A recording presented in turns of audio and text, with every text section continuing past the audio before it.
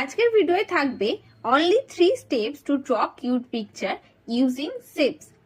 Step 1. Shapes use করে complete drawing বানানো দেখাবো। স্টেপ 2.